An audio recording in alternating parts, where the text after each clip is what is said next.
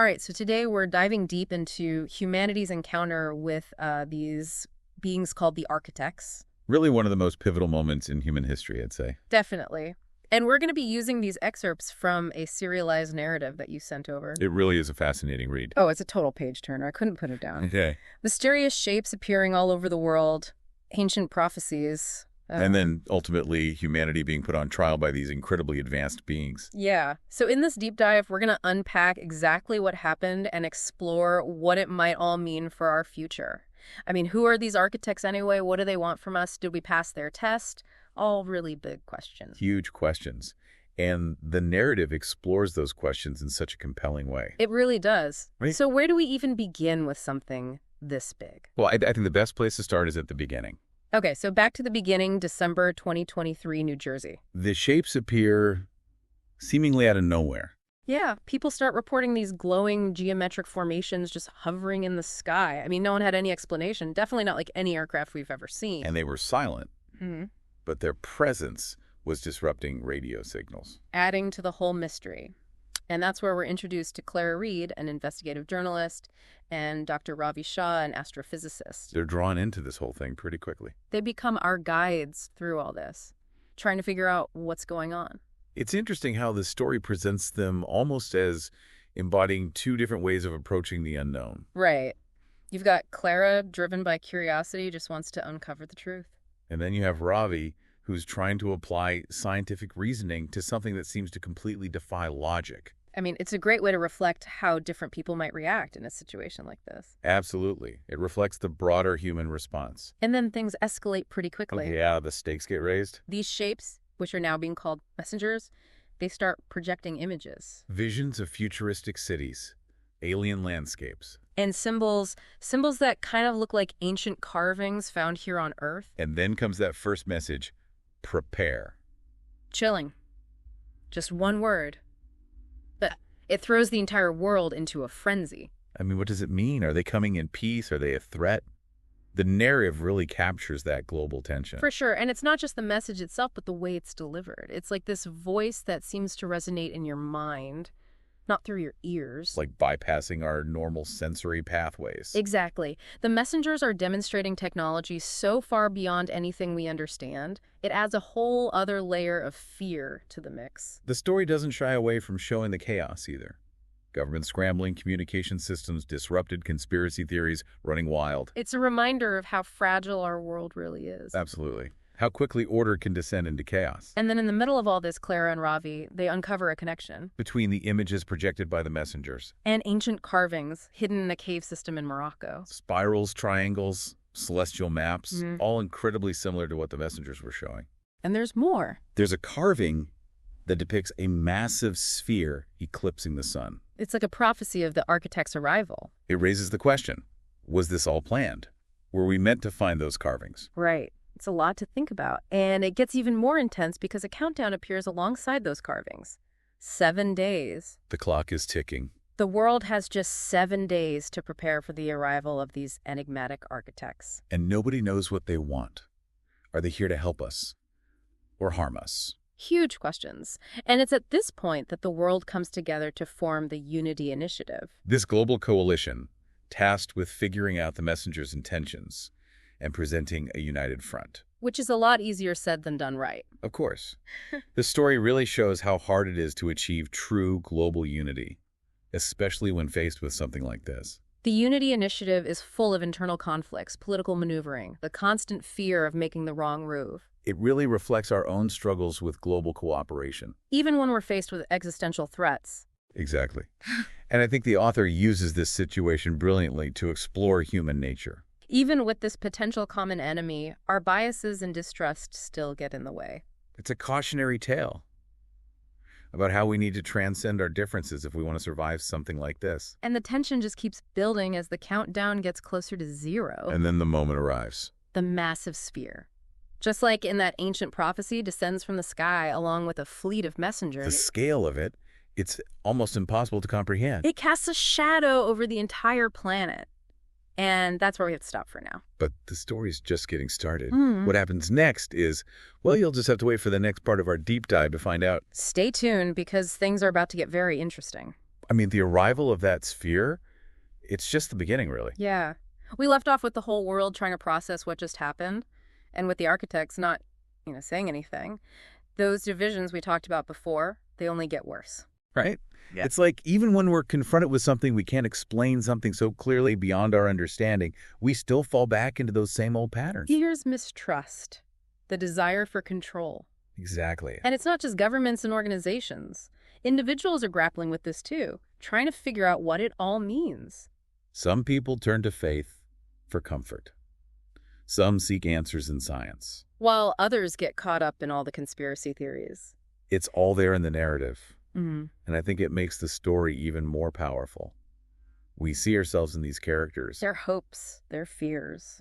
trying to make sense of a world that's been completely upended. And in the middle of all this uncertainty, Clara Reed, our journalist, she becomes a key player. She's chosen to be humanity's emissary.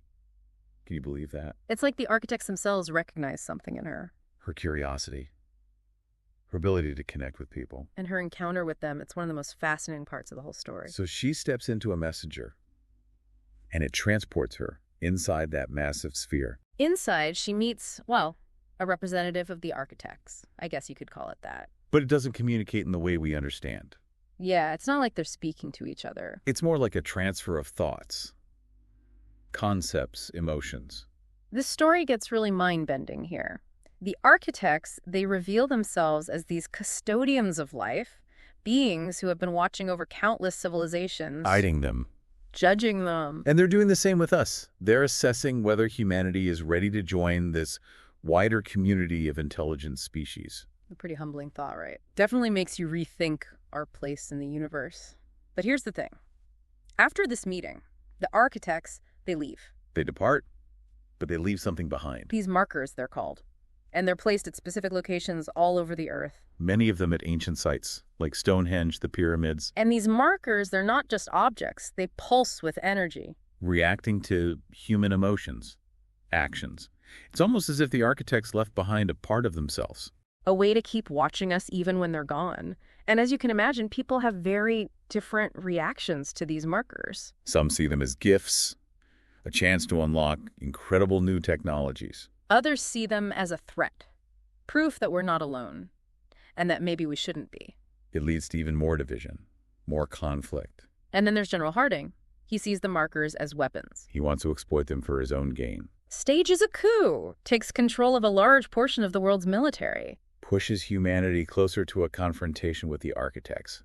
Harding's character, it's a reminder that even in these extraordinary circumstances, there are those who will always seek power. Always try to take advantage of the situation. But the Unity Initiative, they haven't given up. They're still trying to figure out what the markers mean. And they make a pretty incredible discovery. A hidden chamber beneath that cave system in Morocco, where those carvings were found, And inside this chamber, a spherical orb.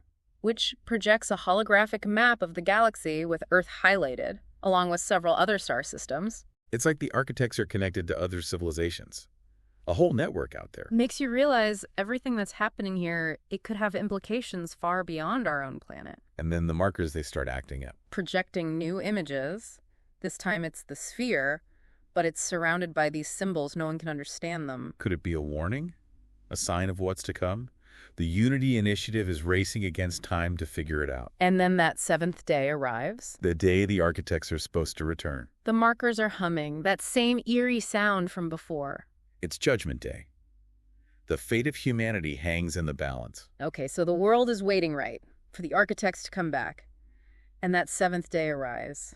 The markers are humming that eerie sound. It's like Judgment Day. The tension is unbelievable. The story really makes you feel it. The anticipation, the fear, but also that sliver of hope that maybe, just maybe, humanity can prove itself. Yeah. And then right when it feels like the tension can't get any higher, the sky, it just explodes with light. The sphere, it comes back even more magnificent than before. This time, though, it's got a whole fleet of smaller spheres with it and countless messengers. Like they really wanted to make their presence known. No doubt about who's in control here. And as they're positioning themselves above Earth, something amazing happens. The markers, the ones they left behind, they start to I don't know, dissolve. But their energy, it doesn't just vanish. It forms these beams of light shooting upwards, converging on the main sphere like they're transmitting data. Uploading information to the architects. And what information could be more important than human history itself?